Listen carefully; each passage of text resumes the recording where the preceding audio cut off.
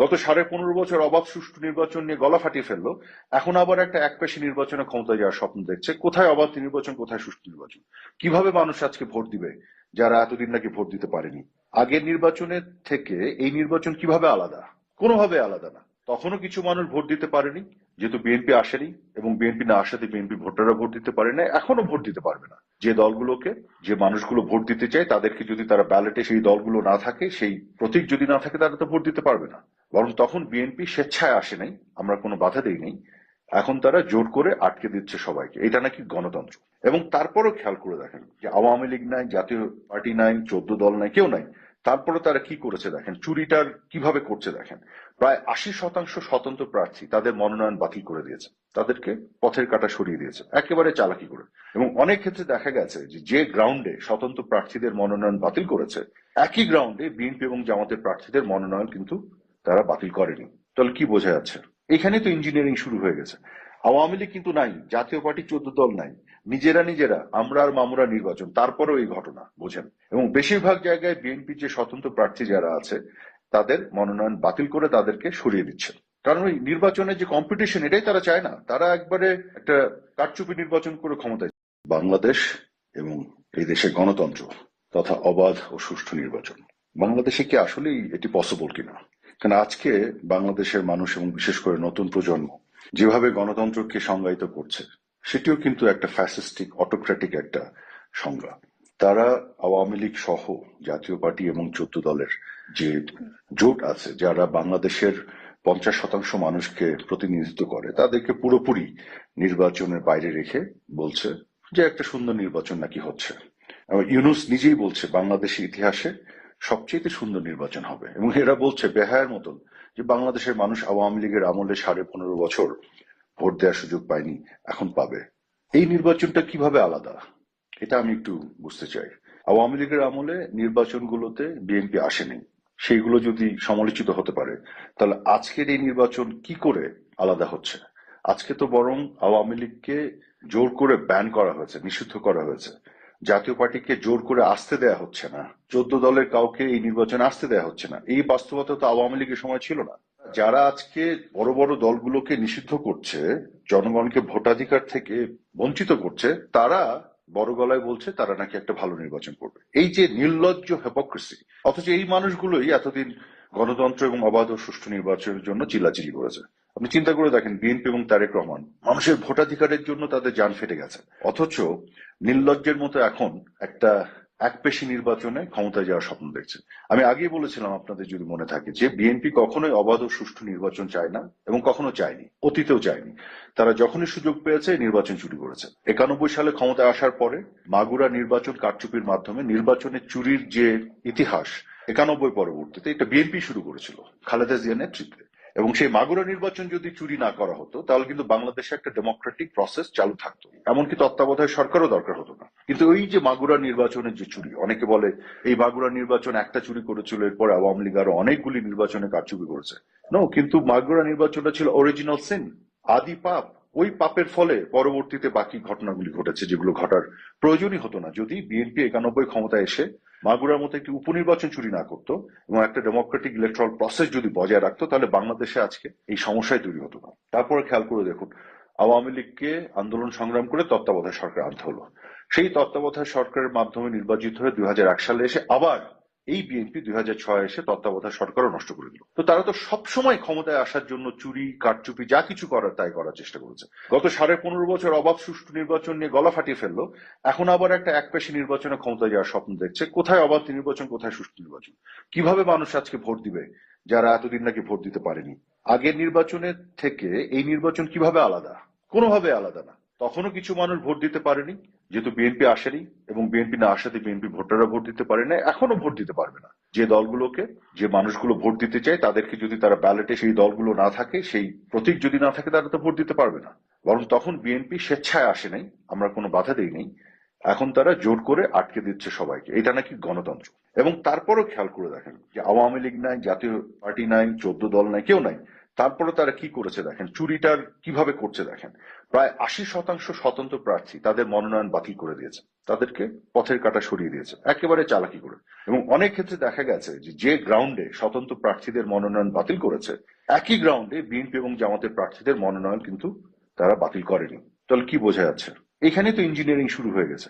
আওয়ামী লীগ কিন্তু নাই, জাতীয় পার্টি 14 দল নাই, নিজেরা আমরা আর মামুরা নির্বাচন, তারপরেও এই ঘটনা বোঝেন। এবং বেশিরভাগ জায়গায় বিএনপির যে স্বতন্ত্র প্রার্থী যারা আছে তাদের মনোনয়ন বাতিল করে তাদেরকে সরিয়ে দিচ্ছে।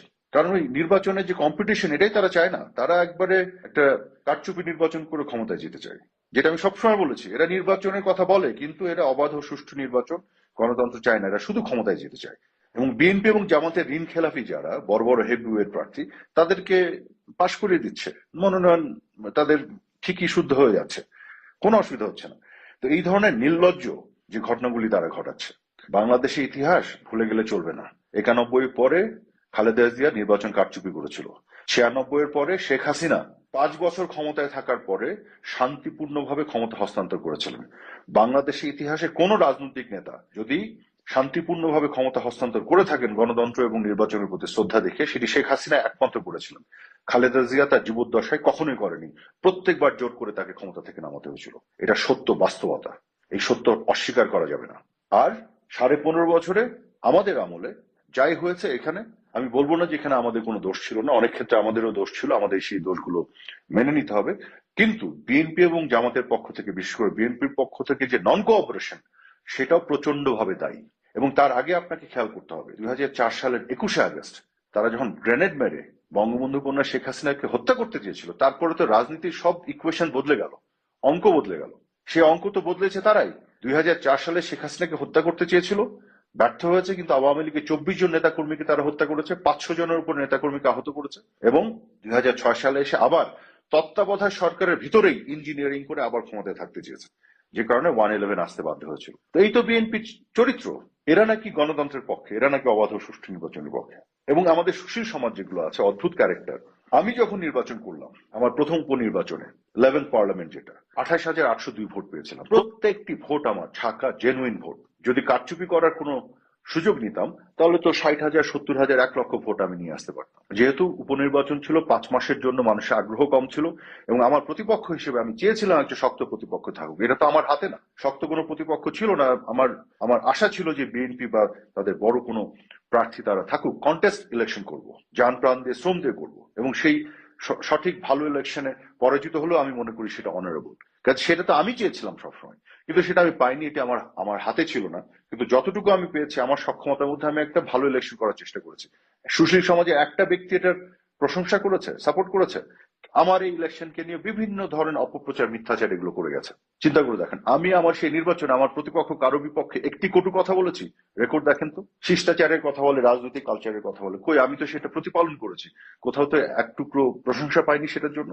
এবং 5 মাস পরে এসে জাতীয় নির্বাচনে আবার আমি চেয়েছিলাম যে বিএনপি আসুক, সবাই আসুক, যাতে একটা কন্টেস্ট করা, একটা প্রতিদ্বন্দ্বিতাপূর্ণ নির্বাচন করতে পারি। কিন্তু এটা তো আমার হাতে নাই, বিএনপি আসেনি। এবং সেই নির্বাচনে আমার ভোট ডাবল হয়েছে, কারণ 5 মাস আমি খেটেছিলাম, দাঁড়ে দাঁড়িয়ে গিয়েছিলাম, বস্তিবাসীর কাছে গিয়েছিলাম, তাদের জন্য কাজ করেছিলাম, তাদেরকে সেই কমিটমেন্ট দিয়েছিলাম। তারা আমাকে, আমার প্রতি সেই ধরনের বিশ্বাস থেকে তারা 49,000 ভোট দিয়েছিল জাতীয় নির্বাচনে। তো আমি যে একটা শুদ্ধ রাজনীতি করার চেষ্টা করেছি, সেটা নিয়েও তারা বিতর্কিত করেছে, বিভিন্ন ধরনের মিথ্যাচার করে, গাল গল্প বলে, এই ধরনের বিতর্ক তৈরি করে। তো যারা একটা ভালো নির্বাচন করার চেষ্টা করবে, একটা ভালো রাজনীতি করার চেষ্টা করবে, তাদেরকে যদি আপনি অ্যাকনলেজ না করেন, স্বীকৃতি না দেন, তাহলে কেন বাংলাদেশের মানুষ অনুপ্রাণিত হবে ভালো কিছু করার? এখানে আপনাকে মাথায় রাখতে হবে, পুরো আওয়ামী লীগের 15.5 বছর ধরে যা কিছু হচ্ছে সবকিছু তো আমার হাতে ছিল না, আমরা এককভাবে করতে পারিনি।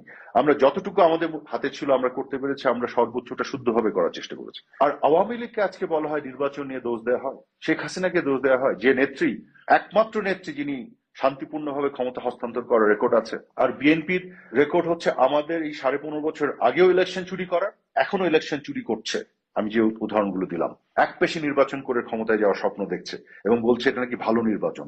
লজ্জাও লাগছে না এদের? এদেশের মানুষ যারা এদের পক্ষে আছে, এরাও তো আসলে গণতন্ত্র নির্বাচন চায় না। তার মানে সবার মধ্যে যদি এই আকাঙ্ক্ষা থাকে যে আমি নির্বাচন টির্বাচন বুঝি না, এমন নির্বাচন চাই যেটাতে আমি জিতবো, তাহলে তো গণতন্ত্রের প্রতি, নির্বাচনের প্রতি কারোই কমিটমেন্ট নাই। একজন আরেকজনকে দোষ দিয়ে লাভ কি? কেউ যখন একই আচরণ করে তাতে আপনি ক্ষতিগ্রস্ত হন, তখন দোষ দেন, কিন্তু আপনি নিজে একই আচরণ করছেন তখন সেটাকে আপনি দোষ দেখেন না, তাহলে তো আপনি একটা হ্যাপোক্রেট। এই দ্বিচারিতাই আমাদেরকে ডুবাবে, আমি মনে করি।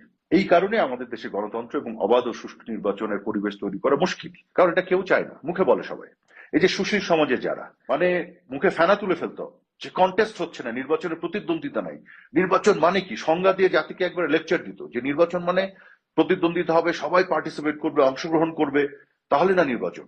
এই সুশীলরা আছে কিন্তু মুখ বন্ধ হয়ে গেছে যে নির্বাচন হচ্ছে, এখানে কোনো প্রতিদ্বন্দ্বিতা নাই, একটা দেশের 50% মানুষ নাই কিন্তু ওরা চুপ, বিদেশি টাকা খেয়ে দোকান চালায় আর বড় বড় লেকচার দেয়। এই তো হচ্ছে সুশীল। কাজে সব লেভেলে যে দ্বিচারিতার, হিপোক্রেসি আর অসততা, ডিসঅনেস্টি খুব মুশকিল এদেশে। এদেশে সৎ রাজনীতিবিদও পাওয়া যাবে না, কারণ গায়ের জোরে এসে একজন সৎ রাজনীতিবিদকে মিথ্যা কথা বলে অসৎ বানিয়ে দেবে, গায়ের জোরে মিথ্যা তথ্য দিয়ে। কারো সেই চেষ্টাই নাই যে সত্যিকার অর্থে ইনভেস্টিগেট করে দেখি তো একজন ভালো না খারাপ। যে ভালো হবে তার সাথে আমার রাজনৈতিক এবং আদর্শিক যতই মতবিরোধ থাক, সে যদি অর্থনৈতিকভাবে সৎ হয়, রাজনৈতিকভাবে সৎ হয়, তাকে অন্তত পক্ষে মিথ্যা কথা বলে অপবাদ দেওয়া উচিত না। এই মানসিকতা যতদিন না তৈরি হবে ততদিন কিন্তু আমরা রাজনীতির পরিবেশে ভালো পরিবেশ আনতে পারবো না। কারণ আমার নিজের মানসিকতা নোংরা, রাজনীতির পরিবেশ কি করে পরিচ্ছন্ন হবে ভাই? এটা হবে না। নিজের মধ্য থেকে দ্বিচারিতাটা আগে সরিয়ে ফেলতে হবে, নিজের মধ্য থেকে অসততাটা আগে সরিয়ে ফেলতে হবে। কারো এগেনস্টে একটা মিথ্যা কথা বলার আগে অনুমান করে নিশ্চিত না করার যে প্রবণতা, যে আসলে কথাটা সত্য কি সত্য না, বলে দিলাম একটা কথা, আমি তাকে অপছন্দ করি রাজনৈতিক ভাবে, মিথ্যা একটা কথা বলে দিলাম। এই যে মানসিকতাগুলো, এগুলো যতদিন না যাবে ততদিন বাংলাদেশের মানুষ যেটা আপনারা চান সেটা আপনারা পাবেন না। নিজেকে পরিবর্তন না করলে রাজনীতি